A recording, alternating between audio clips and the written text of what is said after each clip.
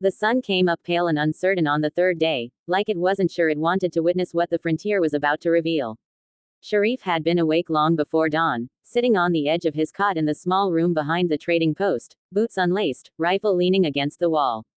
Sleep had come in fragments, each one broken by the same thought, her. He told himself it was foolish. He had crossed deserts, negotiated with men who smiled while planning betrayal, and survived nights where death felt close enough to touch. Yet a single woman, standing quietly by a river 2 days ago, had unsettled him more than any of it. Amina. He had learned her name only yesterday, spoken by an old woman in the settlement who eyed him with suspicion and curiosity in equal measure. She keeps to herself, the woman had said. Always has. Frontier life hardens people that way. Shariff knew hardened people. He had been one since boyhood. But Amina's eyes hadn't looked hardened. They looked guarded, like a door locked not to keep others out, but to keep something precious in. He laced his boots, stood, and stepped outside. The frontier settlement was already stirring. Smoke rose from cook fires, horses stamped and snorted, and somewhere a hammer rang against wood. This place lived on the edge of survival, every day a quiet negotiation with hunger, weather, and violence. Shariff walked toward the stables, nodding to a few men who knew him as the Shariff from the southern roots, the one who brought salt, cloth, and news. They didn't know his other truths. They didn't know why he avoided attachments, or why his gaze always lingered just a little too long on escape routes.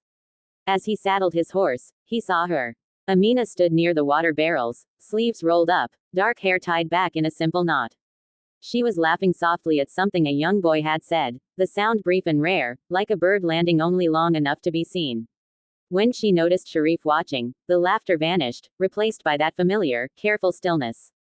Morning, he said, approaching slowly, as if sudden movement might send her retreating.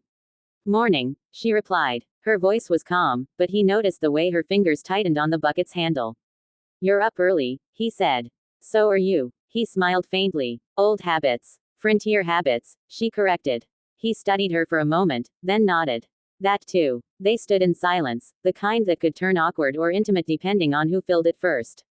Amina broke it. They say you're leaving soon. He hadn't realized the thought would sting until it did. Tomorrow, he said. At first light. She looked away, toward the endless stretch of land beyond the settlement. That's how it is here. People pass through. Few stay. Staying can be dangerous, Shariff said quietly. So can leaving. Their eyes met, and something unspoken flickered between them. Shariff felt it settle in his chest, heavy and undeniable. He wanted to tell her the truth, that every mile he traveled felt emptier than the last, that he was tired of being a man known only by what he carried and not by who he was. But secrets had kept him alive.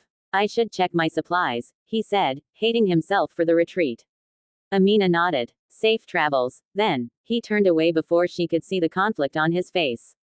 The day unfolded with uneasy normalcy. Shariff traded goods, listened to rumors of bandits moving east, and accepted a contract to escort a caravan partway across the plains. All the while, his thoughts circled back to Amina like a restless hawk. By late afternoon, the sky darkened unexpectedly. Wind swept through the settlement, carrying the scent of rain and something sharper, danger. Shariff felt it. Before he saw it, the horses grew restless. Voices dropped. Then the shout came. Riders. Chaos erupted. Men scrambled for weapons, women pulled children into cover, and Shariff was already moving, rifle in hand. From the ridge to the west, silhouettes appeared, 5, maybe 6 riders, moving fast. Bandits. Shariff took position near the well, scanning the settlement. His eyes searched instinctively for Amina. He spotted her near the storage shed, helping usher people inside. When their gazes locked across the chaos, something fierce and protective surged through him. The bandits didn't attack outright. They circled, testing defenses, firing a few shots to spread fear. Shariff returned fire with measured precision, forcing them to keep their distance. He had fought men like this before, predators who thrived on weakness. A sudden cry drew his attention. Amina had broken from the group, sprinting toward a fallen child near the edge of the settlement. One of the bandits noticed. Damn it, Shariff muttered. He ran. Time compressed into fragments. The thunder of hooves. The crack of a gunshot. Shariff tackled Amina just as a bullet struck the dirt where she'd been standing. They hit the ground hard, breath knocked from their lungs. Are you hurt? He demanded, shielding her with his body. No, she whispered, eyes wide. The child. Shariff twisted, fired once, and the bandit veered away, cursing.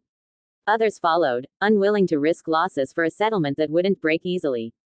Silence followed, broken only by ragged breathing and distant thunder. Shariff realized he was still holding her. Amina didn't pull away. Her hands were gripping his coat, knuckles white. You could have been killed, she said, voice shaking now that the danger had passed. So could you, he replied. Their closeness felt different now, earned, undeniable. Shariff slowly eased back, but didn't stand. I need to tell you something, he said. Amina studied his face, as if weighing whether she wanted the truth. Then tell me. I don't stay in places, he began. Not because I don't want to. Because everywhere I've loved, I've left behind graves. I thought keeping my distance would keep others safe. Her expression softened, not with pity, but understanding. And yet you ran toward me. Yes. She exhaled shakily. I lost my family crossing this frontier. I stayed because leaving felt like admitting they were truly gone. Loving again feels dangerous. Shariff nodded. It is. They shared a quiet, trembling smile. The storm finally broke, rain washing dust and blood from the ground. Shariff stood and offered his hand. Amina took it. I leave tomorrow, he said. But if I go, it won't be because I'm afraid anymore. And if you stay, she asked, then it will be because I finally chose something worth the risk. The rain fell harder, and for the first time since Shariff had ridden into the frontier, the road ahead didn't feel like an escape. It felt like a decision.